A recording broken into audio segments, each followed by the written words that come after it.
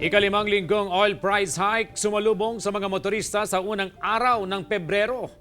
Yan ang tinutukan live ni Russell Simorio. Russell. Si Jay, bukod sa mahinang pasada ngayong holiday, dumagdag pa sa kalbaryo ng mga tsuper ang panibagong pagtaas sa presyo ng produktong petrolyo epektibo kaninang alas 6 ng umaga. May paliwanag naman ng Department of Energy sa lingguhang oil price hike. 200 pesos ang kinikita ni Mang Romeo sa pamamasada ng tricycle kada araw. Kulang daw ito para sa gastusin ng kanyang pamilya. Problema niya ang mataas na presyo ng gasolina. Dapat ito sir, sana maksyon din ng konto sir ng ating gobyerno na sana baba ng kaunti sir.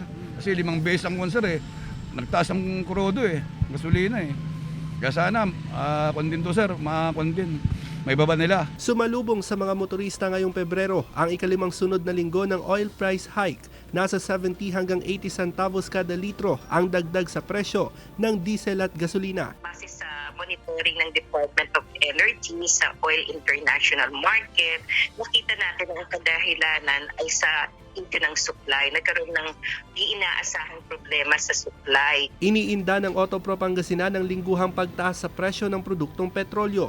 Masakit daw sa kanila ang hindi pag-aproba sa nakatenggang petisyon sa taas pasahe. Nakipag-ugnayan ng Autopro sa ibang transport group para kalampagin ang LTFRB sa fair hike petition. Hindi nila ina-approve dahil nga sa pandemic, pero masyado na kami nasasaktan tungkol dito.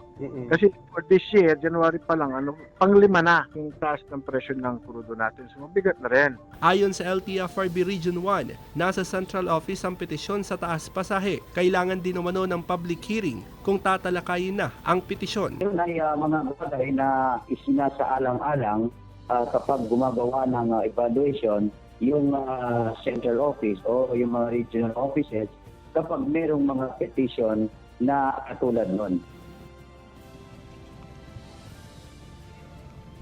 Si Jay, ayon pa sa Department of Energy, may kinalaman din umano ang pagtaas ng kaso ng Omicron variant sa iba't ibang bansa sa pagtaas ng demand ng langis sa international market na naging dahilan din ng pagtaas o lingguhang pagtaas ng presyo ng langis dito sa bansa. At sa projection pa ng Department of Energy, kung hindi magbabago yung status ng supply ng langis sa international market, may aasahan pa tayong nakaambang oil price hike sa mga susunod na linggo. Si Jay. Russell, may gana pa talaga mga tsuper na magtaas ng pasahe. Gayong nasa 10 piso na yung regular na sinisingil sa mga pasahero. Dahil sa mga ipinatutupad na travel restrictions. Russell, di ba?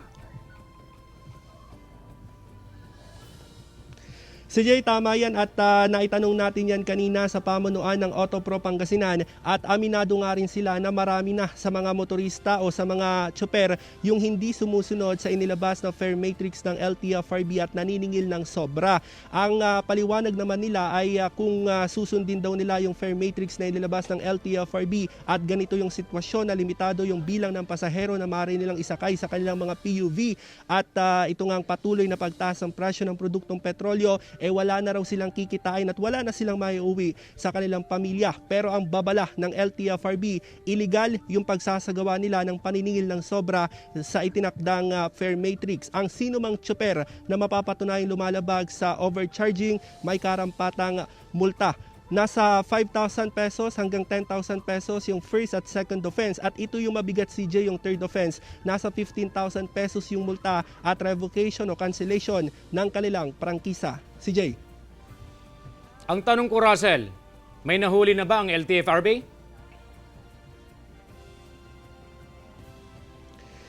Si Jay, sa ngayon patuloy yung magsasagawa ng operasyon ng LTFRB sa mga kalsada pero aminado sila na kulang sila sa mga manpower na nanguhuli doon sa mga pumapasadang tsuper na talagang nagsasagawa ng overcharging at nagsasagawa ng overloading. Kaya nananawagan din sila maging sa mga pasahero na sila na dapat yung magtimbre sa LTFRB, kuhanan or kunin yung case number o plate number ng sasakyan na sinakyan nila para agad na maimbestigahan itong tsuper na ito na nagsasagawa ng overcharging o overloading. CJ. Okay, maraming salamat, Russell Simorio.